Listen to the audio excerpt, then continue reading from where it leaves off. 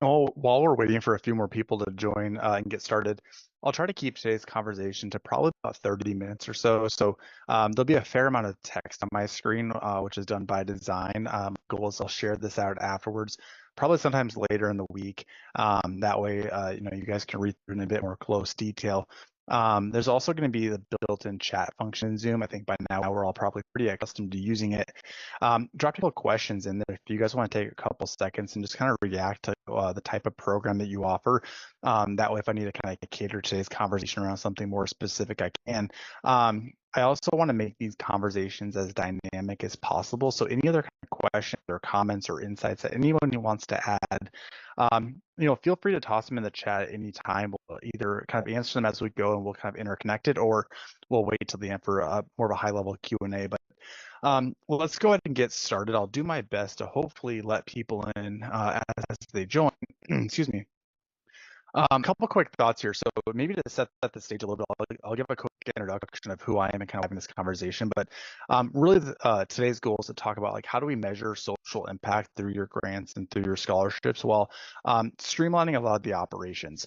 And I'll kind of get into my introduction here right now to kind of help set the stage for why we're having this conversation. But reviewing itself, my name is Kyle. I'm the CEO here. Been doing this since about 2011, 2012 when we started the company. What makes us a little bit unique is we actually come from the space, probably from a very different angle with many of you. So we weren't really administering or managing these programs. We served as part of the review team. So mostly from a volunteer perspective.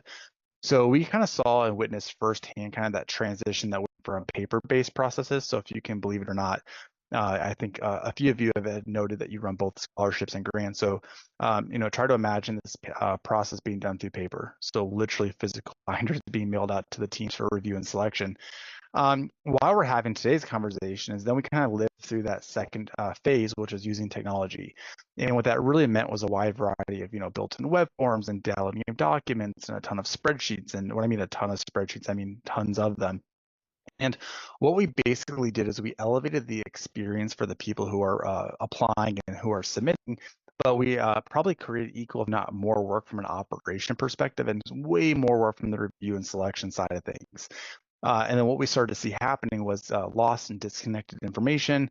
So, when review teams would sit down and kind of go through the review and selection process, there were actually applicants who said they applied that we never saw, right? So from a compliance perspective, we literally cut checks and then found out months later that there were a handful of applicants that never even got looked at, right?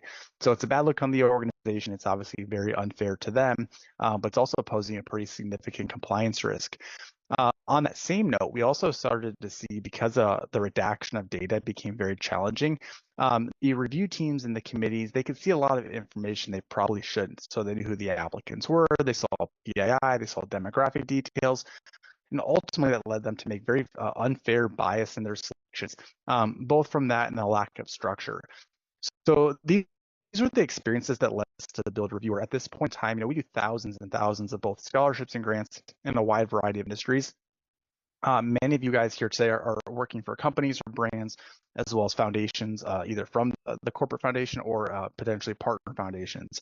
And our main demographic, historically speaking, has been working with foundations and nonprofits. And that's a space that we got heavily kind of intertwined into. Now, over the last probably 5 to 6 years, many of you I'm sure can attest, is you see more of these kind of for-profit companies, brands, and their corporate foundations starting to offer a wide variety of these types of programs. So scholarships,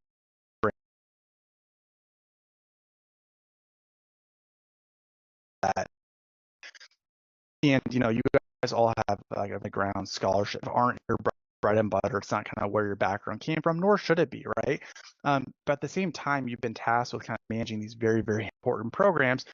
And so we thought we'd host this webinar today to kind of share, the insights and best practices that we've seen from a decade plus experience, running grants and scholarships of all shapes and sizes, and how we can kind of translate that back into your world.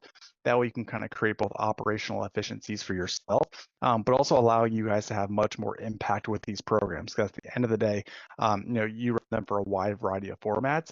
I think it's important for us to kind of take a step back and say, hey, we offer these programs for a reason. Did we actually achieve the goal by launching them? So how do we really measure the impact that we're having? And we'll kind of tie this all back together here in just a minute. So not going to get too deep into the weeds on like why we offer these programs. Obviously, you are already running them, so you should have a pretty good understanding behind the scenes and why. But we're going to kind of focus conversations on kind of three key areas, two, both scholarships and grants. But I want to kind of break them into two kind of segments. So when I think of a scholarship program, I think of two different angles. One of which is going to be more external, community driven. So it's in partnership with potentially local universities, nonprofits, foundations. Maybe there's like a membership-based association or a foundation that kind of aligns with your mission and vision. So one really good, you are a pharmaceutical company, partner with the American Association of Orthopedic Surgeons, right, for a very dedicated scholarship. I also want to take a step back and say there's internal scholarships. So for those of you who may be within HR departments, providing continuing education, self-development for both employees as well as families and staff, both career advancement, personal development, as well as supporting your team. And then the last kind of thing we're going to talk about here is grant making. So a bit broader of a term, you can also intertwine grants into a lot of these campaigns. But generally speaking, these are part of your corporate social responsibility campaigns, either partnering with pass-through entities like foundations or nonprofits, or it's part of your own kind of initiatives to give back to the community. A lot of times these grants aren't necessarily driven towards a person. They're more kind of organizational or nonprofit related. They also may be like a research or mission aligned as well. So at a very high level, those are kind of the three types of campaigns that we're going to talk about. To be very clear, though, your operational side of things and how you manage each one of these is going to be very, very similar, if not identical. Obviously, the type of data that you're collecting and kind of what the end results will look a little bit different. The kind of why behind the scenes, I think from a grant perspective, obviously, your corporate social responsibility, your CSR campaigns make up a large percent of like how you build your identity. Some of the metrics out there show that, by increasing your brand favorability by upwards of 30%, as well as kind of your net promoter score. So kind of a no-brainer. It's also a way to kind of show it back to your staff and to your employees and to your teams, kind of your volunteer give back initiatives. From a scholarship perspective, I think there's two very clear angles there. Number one is internally, how do you reduce some of your turnover? So how do you retain, and develop your employees? But then also, how do you kind of build that next generation or pipeline of both internships as well as kind of further your kind of space in general? So we'll kind of set the stage there. What I want to kind of get into, though, is how to run these games, specifically speaking, like what are real tangible insights and takeaways just that I hope that you guys can apply to your programs overnight. So just for fun, kind of like, hey, what does it look like to run these programs? And so I know that there's different ends of the spectrum, managing these programs in a wide variety of manners. Some of you may very much feel like this. Some of you may feel like you've got a well-structured machine. As here to walk away in this different type of mindset of how do you kind of create this system attack, creating an engaging experience for applicants. You're streamlined from an operation perspective, and then, if not the most important aspect, is at the very end of the program, how do we kind of sit back and show to our team, our stakeholders, our donors, and say, here's the real tangible impact that we're having on people's lives. So that's kind of what we're going to get into now. I'm going to do a couple different things. So again, I'm going to talk about three core experiences.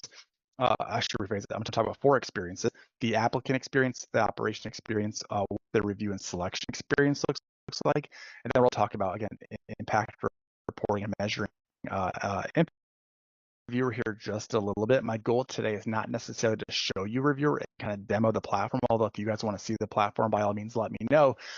It's more so to kind of help visualize some of these concepts. So let's jump into the bulk of today's conversation. Again, there's a lot of text on the screen design, both in a blog format, it's kind of some bite-sized pieces for you guys, so you guys can kind of read through a lot of this on your own time. But to start things off with, so from an applicant's perspective, we live in a time now, it's 2025, where the end consumer or the applicant has a very clear expectation of how they want to interact with these type of processes. So, filling out online forms is one thing, but having like a dedicated kind of concept of a portal or an interactive workspace is kind of what they're looking for. They want to be able to save, log out, come back later. They want to work at their own time, at their own pace. We really gonna kind of have to lower the barrier for their success. So I always like to say that we don't want them to interact with systems and tools. We want these tools to interact with them. At the end of the day, the goal here is to provide a very kind of personalized experience unique to them. But of course, at the same time, gives you guys the data that you need to kind of administer the review and selection process, cut checks if you want with those applicants. So why the applicant experience matters. So it really is like their first touch point that they have with your program, right? So it kind of sets the stage for the entire campaign. Your highest attrition rate is going to come from people who are interested in partaking in it. Again, scholarships or grants. And what that experience looks like will decide if they want to start or not, or if they're even going to finish the campaign at all. So it's absolutely critical to provide a positive, user-friendly experience and not give them an opportunity to kind of give up halfway through. So in itself, providing an engaging experience will lead to not only higher completion rates, so most of our clients see about a 30% increase in volume just off of that alone, but the quality of their response, their work, and ultimately your impact will be significantly enhanced. So from an ease of use perspective, I think there's a couple things that we need to talk about. So we have to make it as convenient and low barrier as possible. So, we don't want to overly make these applications too complex. I always like to say, like, we'll get more into like the data side of things, but only ask for what you need, right? So if you're collecting information that you're not actually going to do something with, don't ask for it at all. We also live in a time where like a vast majority of these people are going to either start it and or finish it via a mobile device. So it should be accessible. When you say, hey, we just open our scholarships, or hey, we just open this grant making initiative, if they get that email blast or if they get the press release on their phone, they click on the link. That's your chance right there to convert them, right? We don't want them to have to send themselves the link, go to their computer, start it from there, finish it later on. They just want to open up their phone, fill it out right on the fly. We also need to talk more about accessibility standards. Again, the goal here is to provide as much impact as we can. And so things like, and they seem like small things, but meeting at least the bare minimum accessibility standards. So color contrasting, font sizes, again, they seem like super small things that we're talking about, but really these small things start to compound, and it is what makes the difference, right? So the goal here is to kind of build a streamlined interface and applicant quote unquote experience. We'll use that term quite a bit. That allows them to kind of save, log out, come back later, and then again provide them like the more modern, I use that term a lot as well, modern experience that they desire. We also want to make these processes as interactive and engaging as possible. So what I mean by that is if you are an organization that might offer multiple scholarships or multiple grants, how do you start to intertwine things like eligibility checks, or if your goal is to provide as much impact as possible, do you have a lot of opportunities available that people don't even know exist? If that is the case, how do we build like a submission experience where we almost have them kind of Goosebumps style books from the 90s, where they kind of choose their own journey, right? So they're interacting with tools, they're interacting with the form based on the results, the system's an update and make recommendations to kind of change things up. We're also seeing a very big trend in how you collect this data. And so a lot of times, we're talking about like essays and text-based processes, but why don't we shift the focus maybe more towards video content? It's more engaging from them, lowers the barrier. They just record a 3-minute clip or whatever it might be. And then from a marketing perspective, you guys just got this incredible marketing collateral that you can use down the road to celebrate the success of your applicants and again, the impact of the program. So again, we want to really consider a modern interactive process, uploading short videos, portfolios, multimedia. If you guys are having them submit documents and file uploads, making it super simple for them to A, access it, B, submit it online. I do feel that these kind of interactive videos and photos is a way for them to let their personality shine through. So it makes for much more, I guess, engaging storytelling along the way. I also like the idea of a checklist.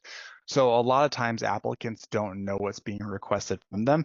So, I think Domino's Pizza has done an incredible job kind of setting the standard for transparency, where right now, if you go to order a pizza, you're going to see in real time, like the second the order gets placed, if they're cooking the pizza, if it's in their quality control, and you can actually watch the driver on a map come to your doorstep, right? So how do you kind of provide that same experience to the applicant where they know every step of the stage, like where are they fully transparent, no questions asked, lowering the support that you guys might have to provide them. With all said, though, this is a very data-driven process. And so what I mean by that is we have to really kind of think through like the application experience as well as like what your end goals are in mind as you design your program. So think very carefully about like, the content that you're collecting. This is kind of broad. We'll get deeper into like examples because of course a scholarship and a grant are going to ask for completely different things. But really kind of think through like what is the very bare minimum content that we need from these applicants to begin their applicant journey, and don't collect any more than that. At least using tools like Reviewer does give you some flexibility, because let's just make up a number. Say you have 3,000 applicants or 100 applicants. There's maybe some content that you want to collect from them, but you don't need to collect it from everybody, right? So if you break your program into like multiple stages, maybe you could structure your application process around like a very simple initial application screening process. And then those that you want to advance further, you can maybe come back and some additional content to you later on. So you lower the barrier for the initial application, and then those are kind of more engaged in it because they're in phase 2, phase 3, are more likely to come back and give you some of the more in-depth information that you're going to need. With all that said, though, you have very specific criteria and data that you're looking for that you need to use to make your review and selections. So make sure that obviously you are collecting what you have to collect. So again, think through these programs as like 3 parts. You've got applications, review, and then impact, and then work completely backwards, right? So if you want to go back and measure the impact of your program, what elements of data do you need? When you go to do the review and selection process, what are the core concepts your team's going to be looking at? What lens are they looking through? And then that's the data that you're collecting on the application side of things. It's totally fine to have 2 elements to this. One's more internal record keeping use, and the others for the review and selection, but don't kind of go too deep into the weeds.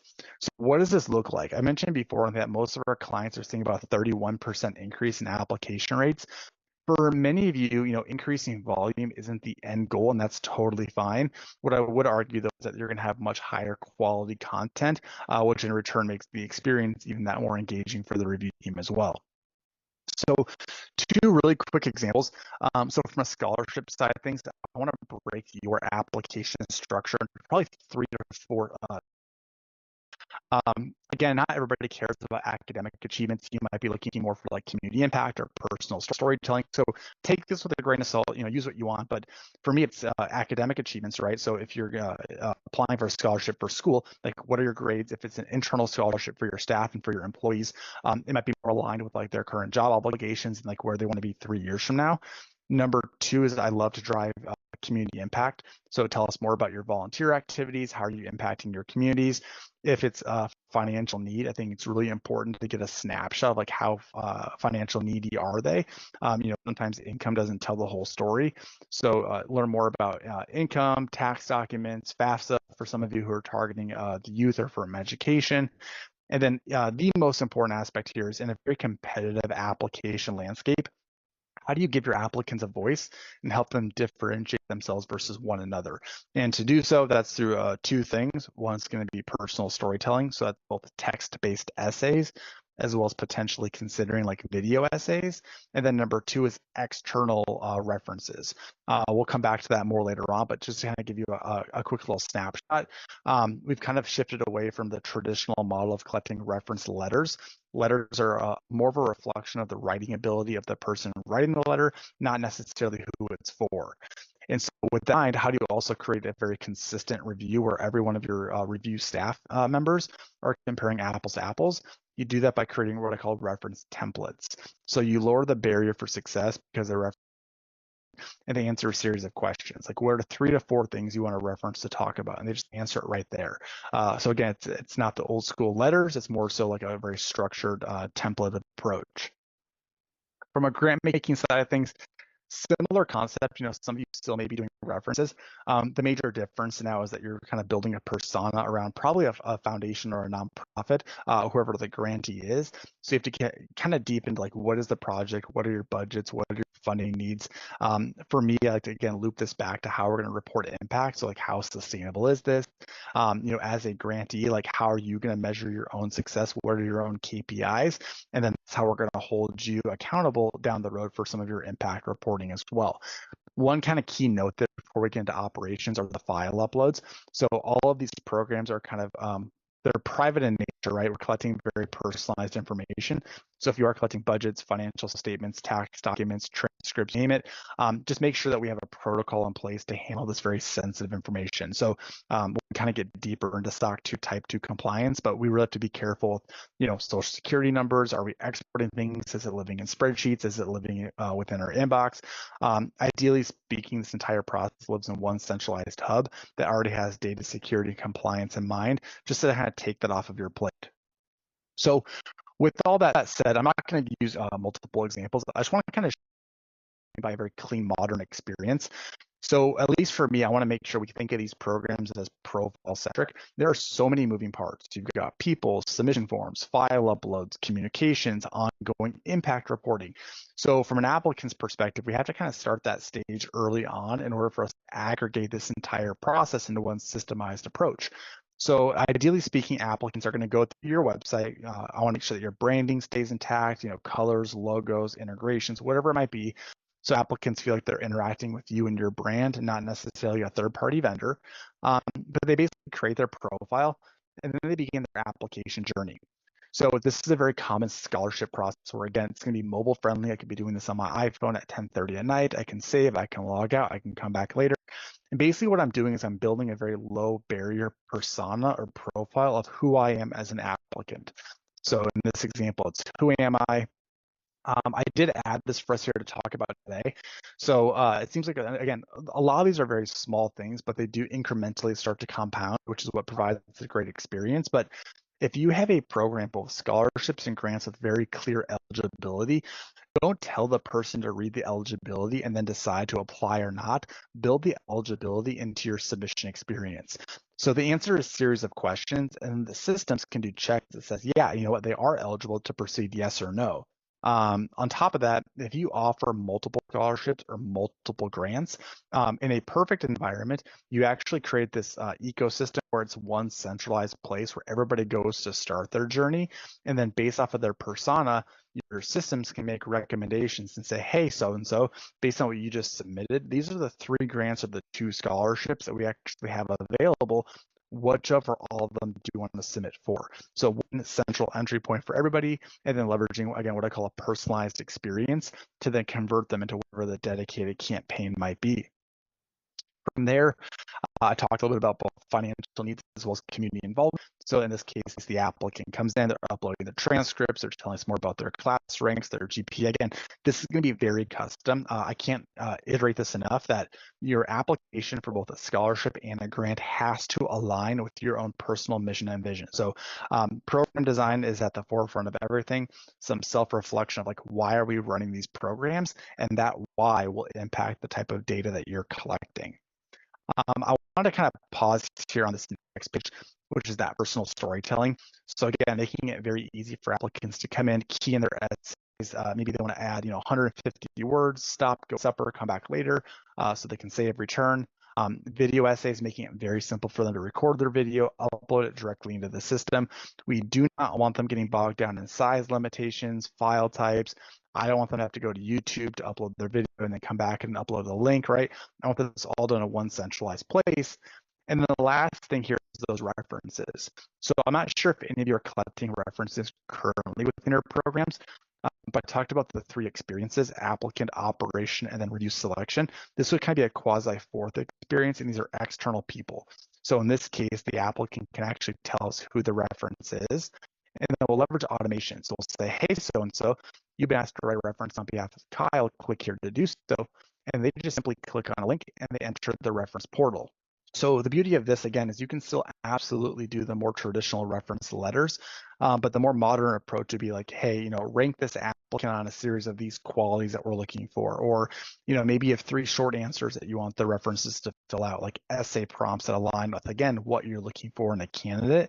And the reference can just simply come in, they can save, they can log out, they just answer the questions as they appear. And then from an operational perspective, which we're going to get into, it'll actually take their content and then tie it directly back to their profile. Another big benefit of this is that the applicants themselves never see the content of the reference, because again, it should be a very private process. So I'll pause there. We'll jump back into the operations side of things. I'm trying to keep this as much hard-hitting facts and best practices as possible. That way you guys can walk away today and instantly apply these to your programs. So from an operations side of things, again, a lot of challenges that I personally believe come into play, unless you're kind of a dedicated scholarship or grant manager that's been doing this for many, many years. Generally, your team says, hey, we're going to offer this type of scholarship or this type of grant. And then you're going to start to look internally at what tools or systems that you have in place that you could use to power the program. So you're going to use your CMSs. So if you're a Salesforce user, you're going to use like a built-in web form like Jotform or SurveyMonkey. And then you're going to think through, okay, as these applications come in, like what am I going to do with them? Well, maybe I'm going to put them onto an email campaign, or I'm going to put them onto Dropbox or to Google Drive. And then I'm going to export the data, and then I'm going to have my team use spreadsheets to review them and send them back. And started with this really grand idea of running a program has now turned into kind of an operational headache where you're using like literally 8 to 12 different tools. I can't stress enough either the potential negative impact that has, because we're dealing with, quite frankly, confidential information with these programs. And so we don't want to have any content being submitted one way and then having to leave your systems elsewhere, right? We want everything to stay in one spot. The less hands-on we are with it, the less risk we have, both from a compliance perspective, as well as from human errors or things like that. So again, most of these scholarships and grants are a lot of moving parts. Collecting applications, you've got document management. Ideally, you are providing like transparent communication along the way. And at the end of the day, you're going to report back on impact. How are you going to do that? So most of the traditional methods that I talked about, without having a dedicated tool in place, is going to make this a very heavy lift for you. Trust me when I say that there's platforms like Reviewer for a reason. We don't want to be running these programs and then being left scrambling 3 months later to figure out like, okay, wow, we just got 3,000 submissions. Like, how on earth are we going to possibly review these? How are we going to get this into the team of our hands? So we don't want it to slow you guys down, but also the sense of compliance. Say achieving operational excellence. What I really mean by that is two things. It's leveraging kind of smart systems and tools in place to streamline your operations, but then also thinking through like the bigger picture.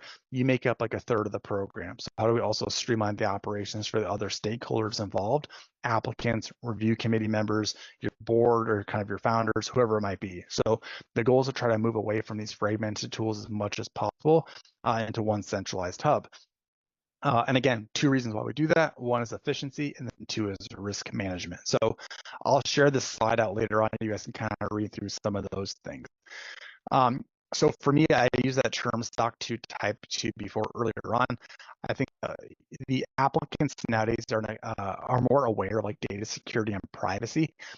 They want extreme confidence that when they submit their information to you guys, that it's going to be living in a safe, secure manner. Ideally speaking, data is going to be redacted. It's not going to be sold, right? Things that maybe we assume are true that they just need that extra reassurance for. I also want to make sure that we're very clear that when talk about like the operation of a program, I think traditionally speaking, we think from A to Z, applications open, and then we award recipients. But kind of the magic happens between points B and Y. And so how do we start to think through like monitoring progress, real-time communications? How do you structure review workflows? Are you going to offer a multi-phase program? What does reporting look like?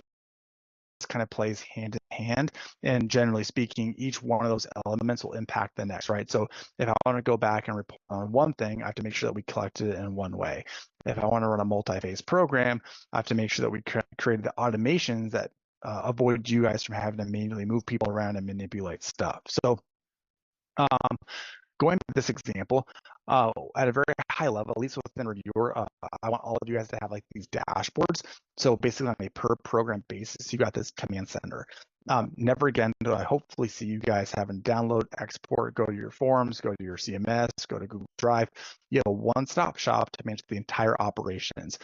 Visibility on dates and deadlines, the ability to see in that example of the references, like how many people were asked to submit a reference. Are they done or not done? If they're not done, can we send them reminder messages? Again, things like that again are very small, will start to compound. Automating the reminders to both applicants will increase participation rates. Sending reminders to those references eases the mind of the applicants. It gives you some leading indicators, right? So on average, we'll get to this later on.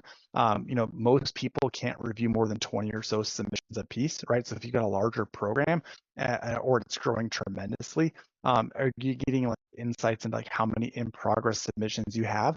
Because that might help figure out, do I have to recruit people to help us review those deliverables? In the sense of kind of aggregating things, at least with Reviewer, we get this menu system. So literally every scholar, every grantee, whoever it might be, shows up in a menu, and you can sort, can filter, you can find them. And then once I click into them, this that concept called a profile that I talked about earlier. So this is Michael. Michael is a scholar, but this could also be, the Acme Foundation applying for a grant program. But we basically took their submission forms, their file uploads, their communication, and we aggregated into one hub.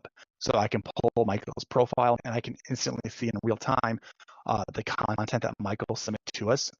So both personal and file uploads like transcripts, your essays, your short form content. I can communicate in the system. So if I need Michael to come back and submit more content to me in the future, I can. Maybe I want to provide Michael updates or transparent feedback, I can. Maybe I want to leave internal notes. The team is kind of deliberating. We're talking about the candidates, and I want to leave notes about somebody that they themselves should never see, but my own internal staff and team should be. I can log those notes. And then going back to files. So both the scholarship and a grant is going to have a fair number of file uploads. At its core, probably references, transcripts, tax documentation, and budgets. And so again, the goal here is to never have you download those documents and go use other tools. At least within our system, I can actually press view and I can interact and view those documents directly on my page. So it'd be like a resume. So if it's an internal staff employee scholarship, I can see that. Tax return information, photos, videos, headshots for marketing, you name it. If it's a video file, what's really cool about this is you can actually watch the videos directly in Reviewer. We live in a time now where if you ask the applicants to pull up their iPhone and record a short 5-minute clip, it's going to be both gigantic and then it's going to be in a wide variety of file formats. So the goal here is to create a tremendous consistency where I don't care if you're a volunteer evaluator using your iPhone or if you're sitting at your desk, you can still interact with those documents in one spot. Going back to references, basically they get embedded on their account. So in this case, Michael, my submitter, has 2 documents. And if I press view, boom, there's that reference that was filled out. We are going to come back to this section here about one slide for impact reporting. Hopefully you guys get the picture now that this is meant to be kind of like a growing process where applicants on step 1 start their profile, but then over time that profile holds on to all their activities. So who they are, their forms, their files, and then long term, their impact reporting surveys that hopefully we're going to be asking them to submit. So we named the company Reviewer again because we serve as part of the review committee. So I think we're a little bit biased here, but they are a critical component to all of these programs. Scholarships and grants, no matter the dollar amount, are going to be life-changing opportunities for the recipient, right? You're going to fund a current staff member, which is in return going to help them with their career development. You're going to fund a external scholarship recipient as part of your community impact program. That is literally the difference to post-secondary education or not. If it's a grant program, you're going to fund a nonprofit to fulfill their mission and vision. Without that funding, they may not actually do that.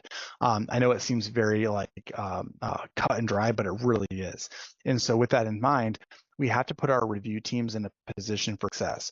We want them to be able to allocate the time and energy that the applicants quite frankly deserve, but also at the same time, I've got 2 kids. If I'm part of your staff and part of your team and you say, hey, Kyle, we have these 35 scholarship applicants I want you to look through and read, I'm going to do this at 10:30 on a Wednesday night. So how do you lower the barrier for me as well, equipping me that I can actually give the energy to the applicants so they can be successful? So the why it matters, that's why. So it's the most critical task, just selecting your recipients, right? We want to make sure that's a very fair, non-biased review process, which we'll get into. The integrity of the program is at risk here to an extent. So impartial reviews is a core component. So how do we establish clear criteria? So the foundation of the review starts by setting very clear expectations from your review team, what you're looking for. The easiest way to do that is creating some type of structured scorecard or rubric. I'm not naive that in a lot of these programs, you guys have teams that are going to sit down, you're going to look at the results, you're going to talk about the candidates, but having some type of very clear data-driven decision-making process at least starts those conversations. There's a concept called a proof of process, which I wasn't planning on getting too deep into today. Um, but for those of you who potentially may have had like a negative experience in the past where you went through this entire campaign and then a non-selected person came back and said, hey, I applied, like why didn't I get funded? And you're kind of left scrambling with like, we can't really tell you why, we just know you didn't. This is for you.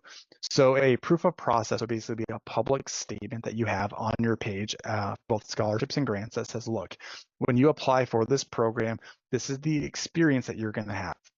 This is the content you're going to submit. These are the dates and deadlines. This is the timeline that we're going to kind of put you through. Your data is going to be redacted. So when a team sits down to go and review you, they can't see who you are or your demographic details. They're going to be evaluating you on this very structured scorecard that everybody's going to get filled out with. On top of that, you're going to be randomly paired up with a review team. And then when the results are all shared and done, we can actually kind of go back and tell you at a very high level how you were scored. So you can actually share scorecards if you want to. That's the most extreme example of transparency. But having a proof of process in place is both a statement and then also having the tools in place that kind of correspond with the statement. That way, if you have to kind of back up or if you go through an audit process, that you can say, yeah, look, the 300 applicants that we had all got reviewed. They all had scorecards. We had a leaderboard, and it was a very kind of fair, non-biased, metric-driven review.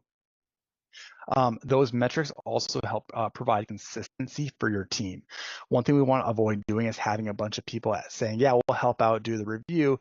You ship off the material and then them come back saying, yeah, this person, and this person are my favorite, but their thought process and the lens that they looked them through was way different than somebody else, right? So we really need to be comparing apples to apples. Every single person that touches a submission that gives a review kind of have the same expectations as one another. So bias mitigation, I think, is kind of three parts. This isn't relevant to everybody, but if it's at all possible that there's content that you're collecting from the applicants that when you go to do a review may negatively alter their perception, you should just hide it, right? So name, demographic details, PII, all that stuff. If you're collecting data for record keeping purposes that has no impact on the selection, also redact that as well, just to avoid them from seeing things that they shouldn't see, but also overwhelming your team with content that's not relevant to the task at hand. So there's that aspect to it. Aspect number 2 is randomization. So I mentioned beforehand, we'll kind of just jump right into like the next couple slides and creating a fair non-biased review, that we did some number crunching, and on average, most of your staff don't have the bandwidth to look at maybe more than 15 to 20 submissions. And for some of you, you're gonna say that's a crazy number. We have 600 submissions. Like we can't physically review just 15 of them, right? Like we have so many. So the idea is, how do you create a structured review process that uses like randomization? It says, you know what, if you apply to our program, you're going to get reviewed 5 times, no more, no less. And those 5 people that review are going to be completely random. And I'll show this to you here in just a minute. And then the last piece to this puzzle is going to be normalizing of results. So it's very common for your review team to have evaluators that are more strict than others. And that's not necessarily a problem, but it is if you don't normalize the results. So if you've got 2 separate evaluators, how do you identify each of their individual averages and then start to take that into consideration? If I, as Kyle, never scored somebody higher than 15, but Susie scores everybody a 30, if I reviewed you, you're going to be negatively impacted by my own personal kind of scoring challenges. So how do you say, you know what, I don't care if Kyle scored me as a 15 or Susie scored me as a 30. What really happened is you were scored by that individual judge's own personal average. So let's kind of take a quick look at that, and then we'll get into impact reporting. So in Reviewer, we have this concept called reviewer workflows, and you can structure this many different ways. I'm actually going to pull a different example here on the grant making side of things. So many of our clients structure their reviews as 2 phases. Phase number, or I guess 2 layers. Layer 1 is the program. So if you offer like 4 or 5 different scholarships or grants, you create a bucket per grant or per scholarship. Then within there, you create phases of review. So applications come in, and you might have like a dedicated pod or team of people who are in charge of vetting them. So thumbs up, thumbs down, high level scorecards. From there, you narrow it down to a much more manageable number, and you move them to phase 2, to phase 3, to phase 4. Now, the goal there is to ideally have separate criteria, scorecards, and staff involved for each one of those phases. So to show you how simple this really is, in this example, I've got like different grant programs, one of which is called the Next Wilder Grant. So using automation, anybody who applies to that grant gets dropped automatically into that bucket. From there, I pair this bucket up with the team. So Solid and Mark, when they come into reviewer, they only see the submissions in their grant. If Susie, Steve, and Sarah log in, they only see the submissions within their bucket, right? Again, if you have a multi-phase program, maybe you've been doing this for 3 months, and then you're at the point now where you want your board or your executive committee to come in and make their final selections. Great, you just create a bucket called Final Selections, move those people there, and then when they come into the system, they just see those applicants, right? I talked about randomization. What's really cool about this is if you open your buckets up, it's actually going to give you clear visibility on what's going on. So it shows you in real time how many submissions are in that bucket, who from your team did you give permission to review, and then who they are. So you could say, hey, you know what? I want every one of my applicants to get reviewed 5 times, no less, no more. You could literally type in, give every applicant to 5 people. And the system will equally and randomly distribute them out for you. And if you wanted to, you could have very finite controls. So you could say, you know what, Mark decided at the very last minute to go on a family vacation. He can't fulfill his obligations. That's great. You just click Mark's name, and you can start to check around and assign people's names. So that is what does the review and selection process look like. Again, I know I'm going to show you reviewer here a little bit, but my goal is more so to visualize the concepts. These reviewers who are helping you review these applications, their time is essential, right? So you have to lower the barrier for them. So when they come into the system or whatever tools that you're using, it should be 3 clicks. Click number 1, and it's going to show you a list, basically who they're supposed to look at. So if I'm part of the scholarship review team or part of your HR department, I'm looking at your internal employee applicants. Here they are. I then click on their name or their ID, and then I get a split screen. So half of my page is the profile. Again, data such as name, demographics, it'll happen automatically for you. And then the right-hand side is your selection tool. So the idea is that your team can kind of side by side on their own time at their own pace, read through the application, answer a series of questions. They can jump up to the file uploads. They can look at like PDFs. They can look at videos. They can look at photos. They can log notes. If you want them to check out references, they just go to the reference. Boom, there it is. While again, side by side, filling out a score sheet. The last score sheets, one of our best practices is to avoid asking your team to fill out numbers. So what I mean by that is you can kind of see, so from a grant perspective, does this project align with your mission and your vision? Traditionally speaking, when you build a score sheet, you're going to stay on a scale from like 1 to 20. The challenge with that is A, it's higher barrier for your team. 2, they get really bogged down in the numbers, like what's a 16 versus a 17. And so their quality of the review goes down and they spend way too long doing it. So one thing I like to do is try to elicit an emotional response. So in this example, from like below average to above average, does this project align with your mission and vision? And what happens here is they answer the questions very, very quickly. Their end result is higher quality because generally speaking, an emotional response is going to be higher quality. And then at the bottom, you will see there's a built-in tabulation. So all the number crunching still happens within the background. They just answer the questions. As soon as they're done, boom, they move on to the next. Now in real time, so you can kind of filter by your programs, by your phases, and it literally shows you a list from high to low, every applicant, who reviewed them, how they reviewed individually, collectively, and averages. So again, I want to make sure that we're not making decisions for you, but it's essential to have data-driven decision-making as tied to these programs. So from here, you can kind of rank from high to low instantly based off of those results, and then either A, just leverage the data as what it is, and that's your selections.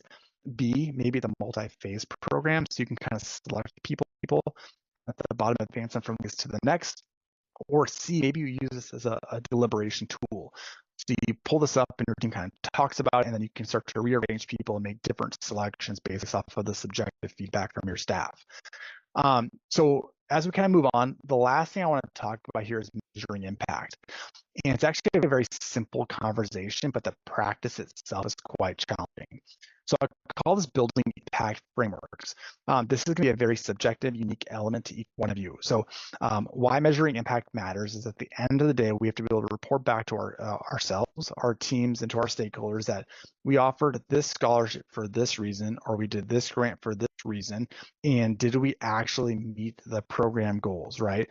So, kind of going back to like the why behind it all, the why powers how you measure your impact. So if it's a scholarship program, you might be looking at graduation rates. Are you targeting a certain demographics?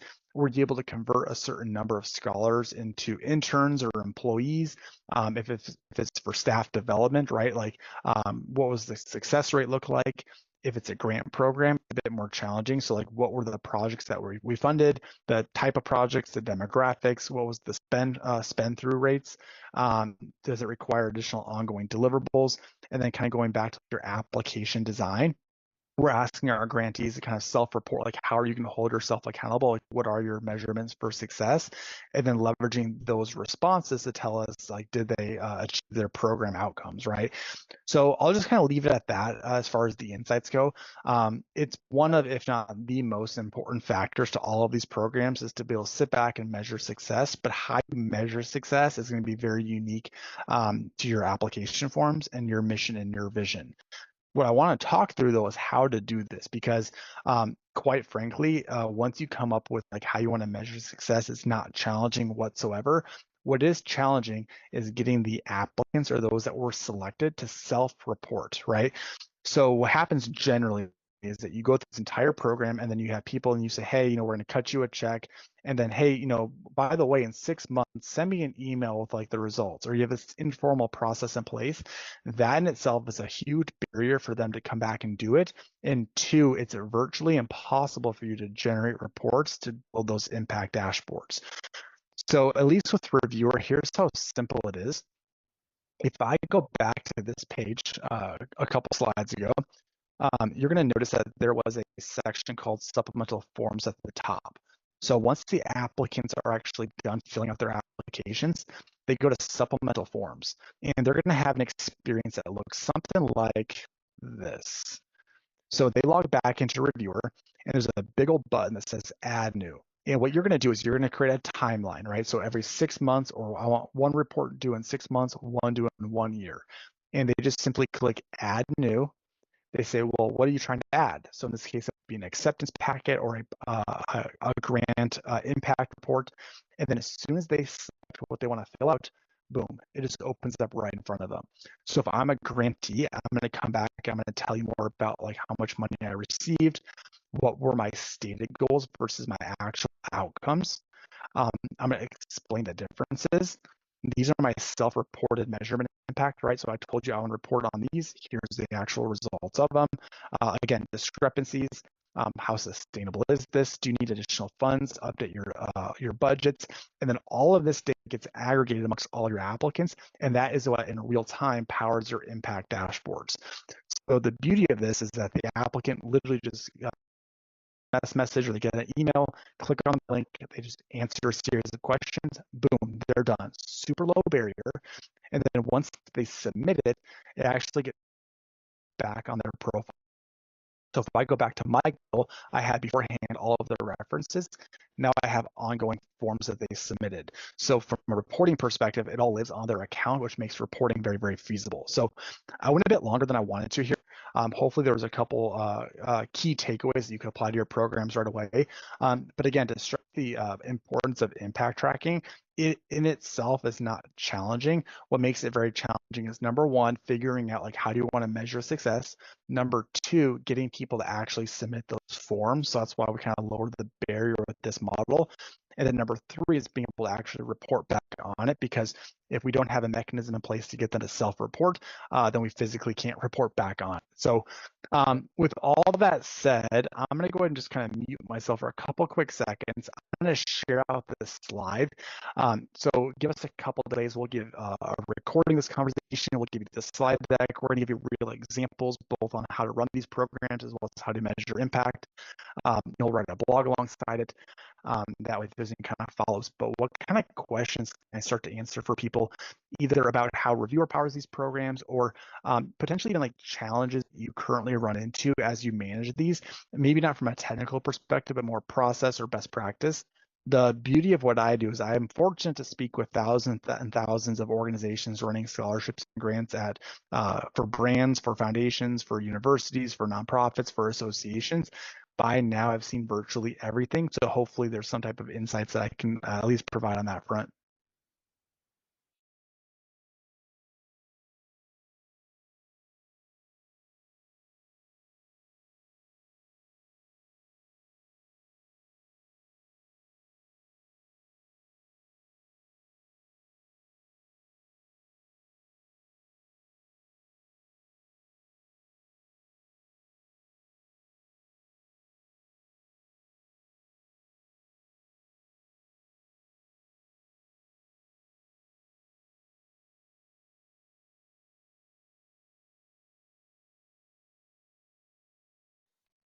So question came out answer. I'm also going to drop a quick little note as well, just like quick little emoji or thumbs up. Like, was there one small takeaway or piece of advice that you think you can take and apply to your programs right away? So how to pull data out that can be aggregated when the use of funding is so different between grants and grantees? Yeah, that's a great question. You also then started to talk about like different types of funding initiatives like arts and culture. So the goal there is like, at least within reviewer, it goes back to the concept of profiles, right? Once you have a profile concept in place, it gives you so much more flexibility on how you log results, allocate funds, compare budgets, and then do reports. So the goal behind that is basically like on a per grantee basis, like it doesn't have to be as cut and dry as like, yes, they were selected, these people weren't. It's like, okay, great. Once they were selected, like what is the funding amount for? And then you'll log it on their account or on their program.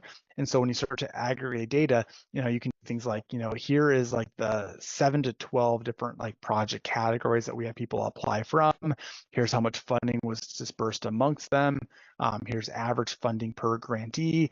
And that actually will probably start to give you some really clear insights as well for future follow-ups of like, do 80% of our applicants or those that get selected apply to like this type of program? In your case, like arts and science or arts and culture.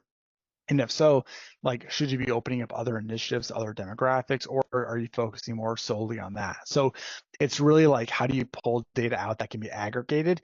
The answer to that is actually really, really simple, is you have to log everything on the applicant's profile. The applicant's profile has to hold everything from day number one, which is who they are, to their initial submission form, to all of the communication, to the results and scoring, to the ongoing impact tracking. And that gives you infinite flexibility to pull data out and start to aggregate things and quantify and use some of the reporting tools. Yeah, so limiting the number of applicants you receive, that's great question. So you can do two different things. You can do an LOI. So you're not necessarily limiting the number of applicants. What you're doing is you're limiting those that can do phase two. So an LOI will give you insights into like overall program demand, like how many people are interested in applying, what the demographic breakdown of them are. And that also maybe helps you allude to like what the funding budgets will look like. And then from there, you can do a high level review and selection to say, I'm going to make up a number, so don't hold me to this, out of the 200 LOIs, like these are the 15 to 20 projects that we want to come back to do a full blown proposal. And then from there, those are who you're ranking and those who you're scoring. Alternatively, like maybe you just work on budget allocation where like, do we really have to be cutting large checks to a small number of people, or are we, to the other question's point, providing a lot of funds and a lot of grants, but in smaller dollar amounts that are different for each one of them? So for me, when it comes to that, if you're trying to limit the number, because there's obviously a set budget, is I would start by doing an LOI. Let's just get a lay of the landscape of who's interested and like the demographic of them. Let's pick and choose who we want to talk to further, and then invite them to come back to fill out the full-blown proposal. And then that's what you're going to be doing your review and selections on. Now in reviewer, that's where the profiles come into play. So the profile is very, very simple. It's just the LOI. And then from there, you have a second form that gets connected to their profile. So you send out like an invite or a notification. They then click on a link, and then now instead of filling out the LOI, they're filling out the full project.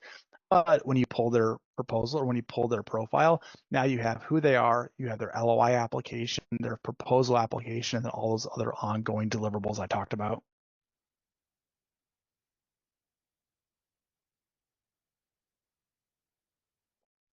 Great question. Other questions I can answer for people today.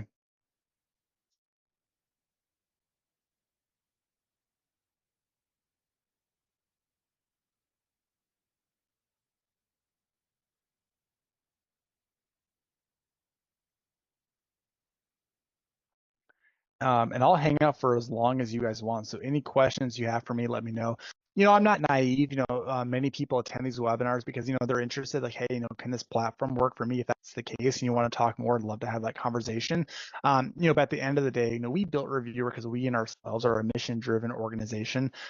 We serve as part of the review teams. We work with foundations, we work with nonprofits, as a growing number of both foundations, but also brands and their corporate foundations have started using us.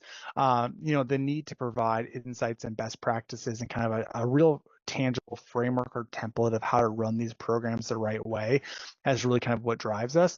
And so, we'll provide more resources, insights, more webinar invites, but really if there's anything else I can do for anybody here outside the platform, if you want to kind of talk more about your program design, areas of opportunity, I'm happy to have those conversations. So somebody kind of came in and said the proof of process statement is one thing they can utilize. It's not a fun thing to talk about, but like I've literally seen firsthand like a scholarship program where this was targeted towards the youth, right? So it was a K through 12 scholarship, and it was for a brand. And they basically got this huge social media blowback because people started, I guess that's back when it was Twitter, not X. They were saying, hey, I applied to this scholarship, didn't get selected, and they obviously didn't choose me because of XYZ bias reason, right? And that wasn't true whatsoever, but that organization didn't have any mechanisms in place to provide proof of process, right? Not that you can prevent people who are angry from kind of doing things like that, but there is reputation behind the program. So by setting the stage right away of, look, like we want you to achieve success, we want to make sure that we are compliant, we want you to have the most tremendous experience as you can. Here's like what we expect this process to look like. And by the way, if you want to get really transparent, when the program wraps up, you could literally send like a bulk automation saying like the results are in, click here to see the results, and you can redact the data and make it kind of not show who's on a 100-point scale. Here's how you were selected. Here's what the winners scored. Or if you want to provide like questions and comments, you can even give them feedback if you want to. That's like the extreme example, but it gives you that flexibility to do so.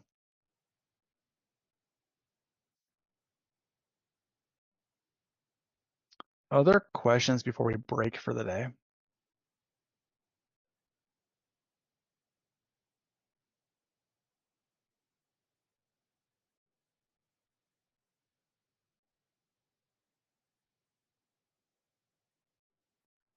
Give it probably another 30 seconds or so in case any last minute questions are being typed. If not, we'll go ahead and call it quits. But for those of you still here, I really do appreciate your time and your participation today.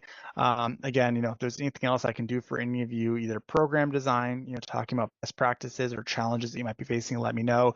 If you're interested in kind of diving deeper into the platform, again, also let me know. I'm happy to kind of explore how the platform can work for you guys. But thanks everyone for your time today. Hope you have a tremendous rest of the week. And as always, I'm here to help. So let me know what I can do.